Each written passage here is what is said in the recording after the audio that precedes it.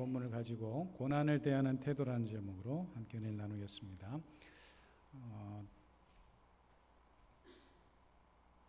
우리 목사님 한 분을 소개해 드리려고 하는데요. 저와 함께 신대원을 다녔던 바로 앞기수의 선배님이시기도 하시는데 김병년 목사님이라는 분이 계세요. 이 목사님이 난 당신이 좋아라는 책을 쓰셨는데, 이 목사님은 사모님이 막내 셋째 아이를 낳은 지 이틀 만에 뇌경색으로 쓰러지셔서 약 20년간을 누워 지내시는 게 되는데, 그런 사모님을 친히 병수발 하면서 새 아이를 기른 엄빠 역할을 한 그런 훌륭한 목사님이십니다.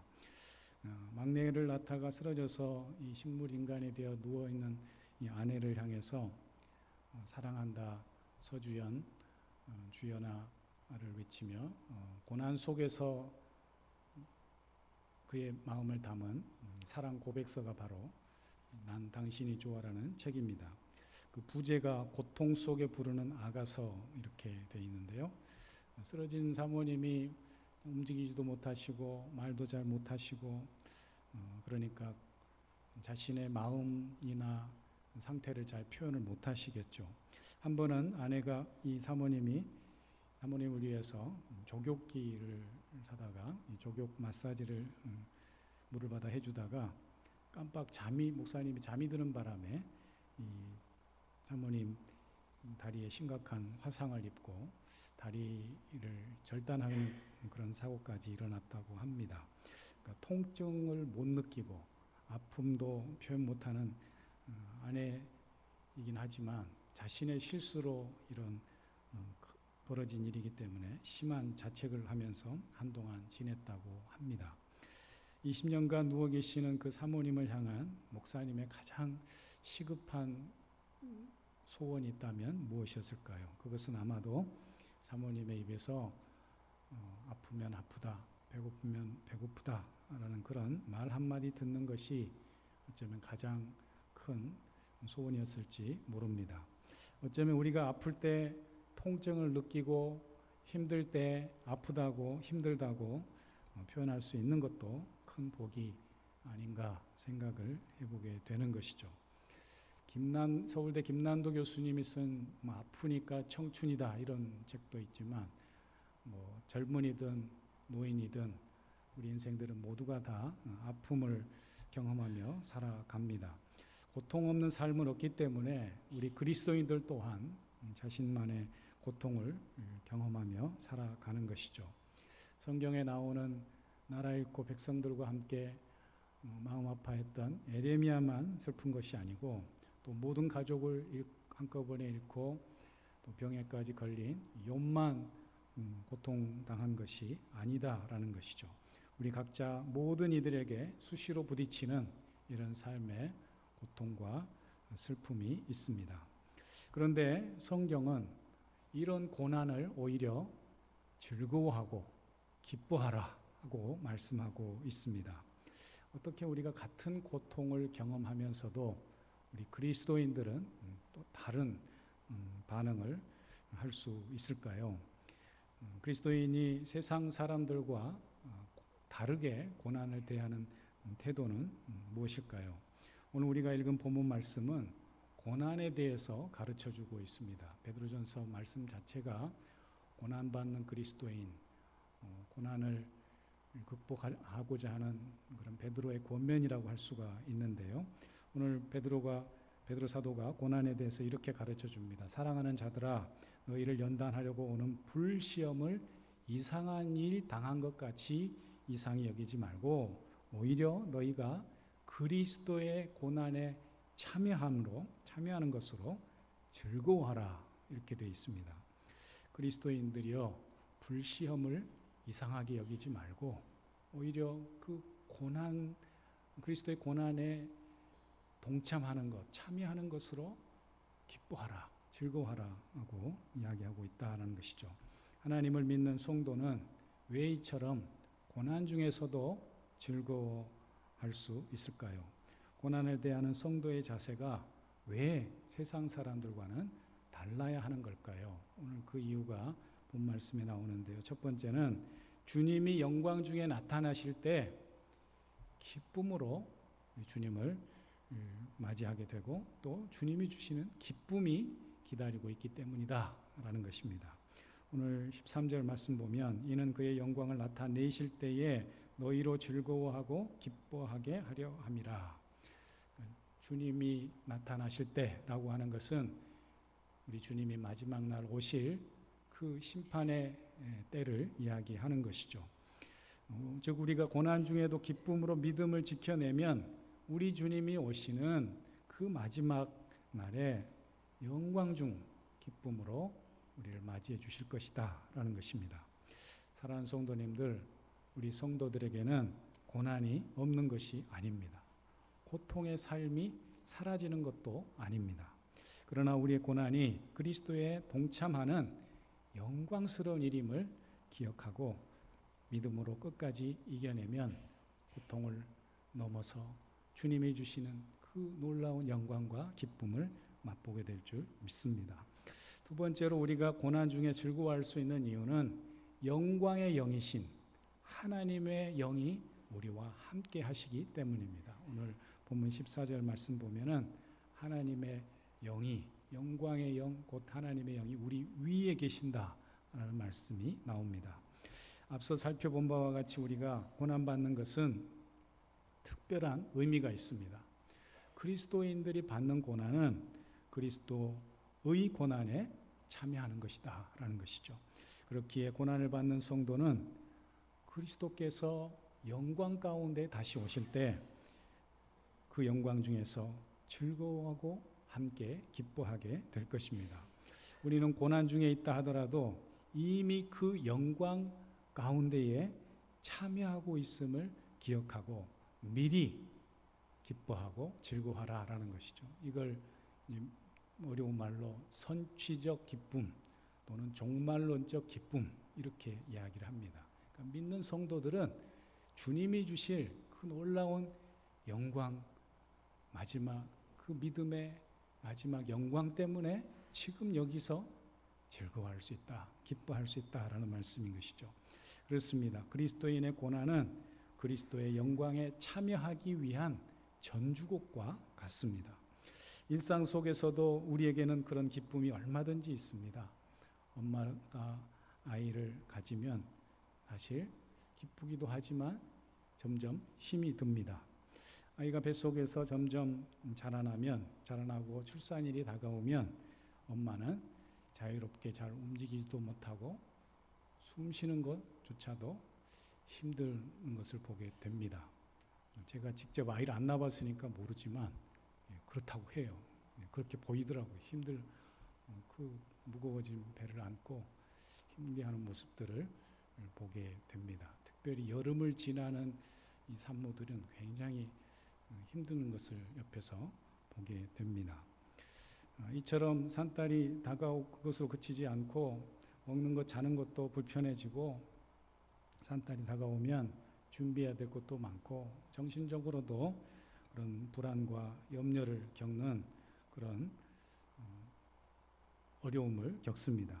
그러나 그런 불편과 어려움이 있다고 해서 아이를 가진 엄마가 그 아이를 포기할 수 있겠습니까? 그렇게 쉽게 포기하는 엄마는 없다라는 것이죠. 오히려 이 생명이 태어날 때까지 기대와 소망을 가지고 그날을 기다리는 것이죠. 초대교회 성도들이 그러했습니다. 그들에게는 우리가 상상하기도 힘든 그런 놀라운 어려운 고난과 핍박이 기다리고 있었습니다. 예를 들면 네로 황제의 핍박 때에는 그가 건축 사업을 벌일 목적으로 가난한 지역에 사는 동네 빈민지구를 아예 그냥 불태워서 없애버리기도 하고 또 주후 90년 후반에 일어났던 트라이아누스 황제의 박해 때는 그리스도인들을 산채로 소금에 절여 죽이기도 하고 거리에 나무에 매달아 죽인 후에 밤새 그 시신을 태워서 횃불로 쓰기도 했다고 합니다. 정말 끔찍한 일이지요. 그럼에도 불구하고 오늘 베드로 사도가 고난 중에 있는 성도들을 향해서 너희가 불시험 당하는 것을 이상히 여기지 말라. 이렇게 말합니다. 그리고 오히려 그 고난을 기뻐하라고 말하고 있다라는 것이죠. 왜 그랬을까요? 우리의 영광의 하나님이 고난 중에 있는 성도들과 함께 하시기 때문에, 영광의 하나님, 위로의 하나님이 그 위에 성도들의 고난받는 그 성도들 위에, 고난 중에 있는 그 영혼들 위에 함께 계시기 때문입니다.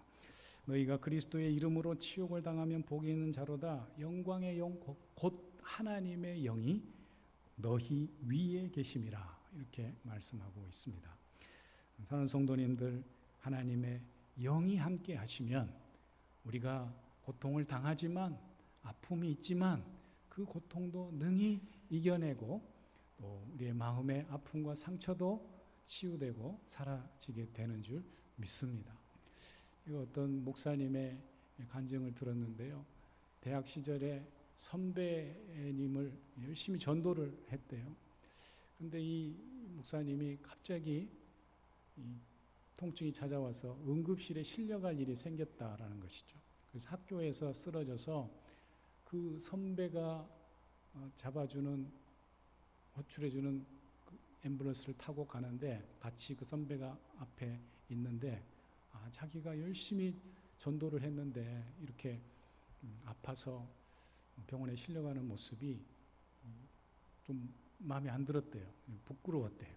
그래서 속으로 기도를 했답니다. 하나님, 그 나중에 알고 보니까 요로 결석이었는데, 여러분, 요로 결석은 경험해 보는 사람만이 알아요. 너무너무 힘듭니다. 저도 한번 실려서 응급실에 간 적이 있거든요. 뭐 앉아있지도 못하고 서있지도 못하고 눕지도 못하고, 그 통증이 뭐 저는 진통제를 맞아도 멈추질 않더라고요. 그렇게 힘든 상황 가운데서 마음속으로 주님께 기도를 했다는 거죠. 주님, 내가 전도하는 저 선배님 앞에서 이런 아파하는 모습을 보이지 않고 싶습니다. 그랬더니 그 순간 통증이 사라지더래요. 물론 통증은 있긴 있는데 참을만 하더라는 거예요. 그 똑같은 통증인데도 기도한 후에 왠지 평안함이 찾아오고 그 통증을 이겨내고 똑바로 선배님을 쳐다볼 수 있게 되더라라는 것이죠. 여러분, 우리 주님의 함께 하심을 깨달으면 이런 두려움도 이겨내고 아픈 상처도 치유되는 줄 믿습니다. 저도 비슷한 경험이 있어요. 어느 순간 영성 수련회를 하면서 내적 치유를 경험하는 시간이 있었는데, 그 어린 시절에 당했던 그 고통스러운 순간을 제가 이렇게 묵상을 하는데, 저는 혼자 아픈 줄 알았어요. 혼자 힘든 상황이고, 왜 어린 시절에 하나님 저에게 이런 힘든 상황을, 고통스러운 상황을 주셨나요? 그 사촌 형이 왜 우리를 이렇게 저를 괴롭게 힘들게 했을까요? 막 원망 섞인 목소리로, 마음으로 하나님께 기도를 하는데, 환상 중에 주님이 옆에 서 계시는 거예요. 그 두려움과 불안 속에서 그 사촌 형이 오늘 또 우리를 괴롭히지 않을까 이렇게 두려워 떨고 있는데, 그 옆에 주님이 서 계시는 거예요. 그 사실만으로도 얼마나 위로가 되는지, 제가 눈물을 펑펑 쏟으면서 내가 혼자 있었던 게 아니구나, 나 혼자 고통당하는 게 아니구나, 주님이 나와 함께 내 곁에 함께 계셨구나, 나와 동행하셨구나를 깨달으니까 저의 그 지난날의 과거의 상처까지도 다 치유되는, 회복되는 그런 은혜가 있더라라는 것이죠.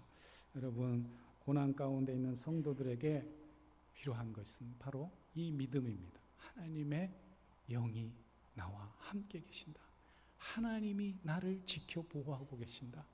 여전히 고통 가운데, 힘든 가운데, 아픔 가운데에 있다 할지라도 하나님이 나와 함께 계신다. 이 믿음으로 끝까지 승리하시는 우리 모두가 될 수 있기를 축복합니다. 마지막 세 번째로, 우리가 고난을 즐거워할 수 있는 이유는 은혜의 하나님께서 그리스도 안에서 우리를 온전하고 굳건하게, 그리고 강하고 견고하게 하실 것이다 라고 말씀하고 있기 때문입니다. 하나님은 은혜의 하나님이요 위로의 하나님이요 능력의 하나님이신 줄 믿습니다.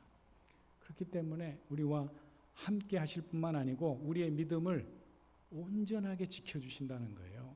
여기서 이 온전하다고 하는 표현은 치유와 회복의 의미가 담겨져 있어요. 영어 성경을 보면 restore라고 하는 단어로 번역된 성경도 보게 되거든요.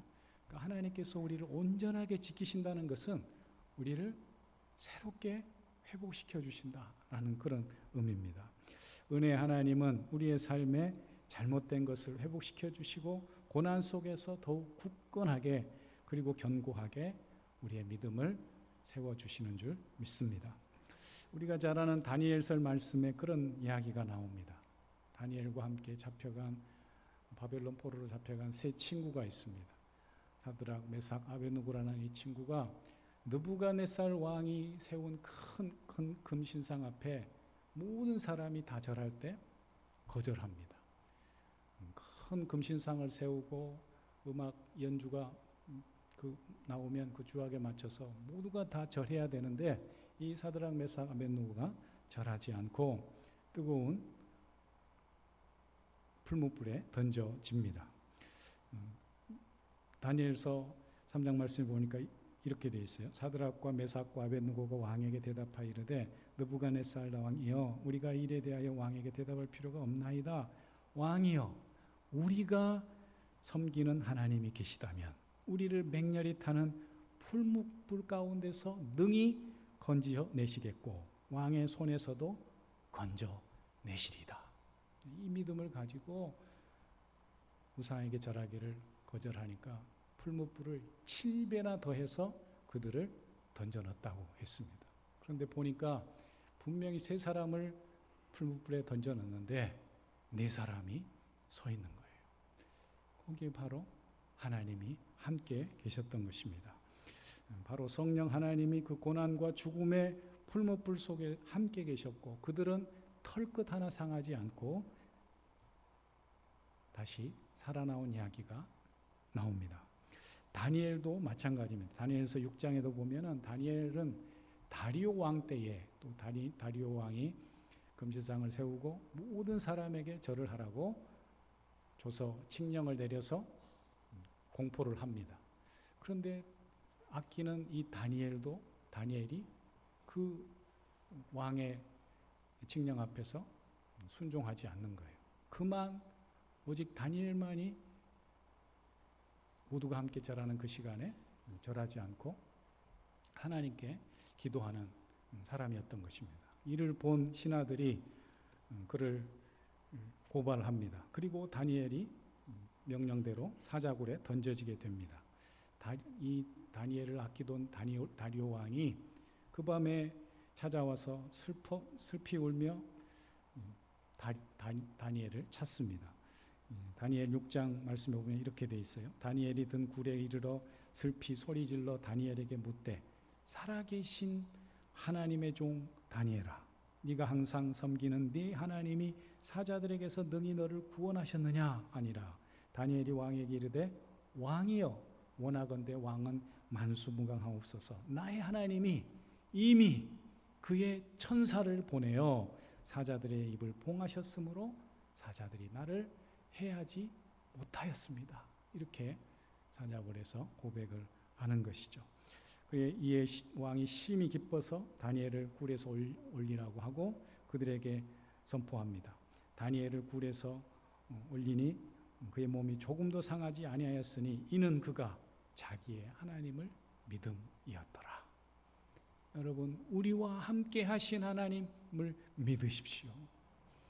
우리를 친히 지켜 보호하시고 견고한 믿음으로 온전하게 하시는 그 하나님을 믿고 소망 가운데 주님을 붙들고 끝까지 승리하며 나아갈 수 있기를 축복합니다.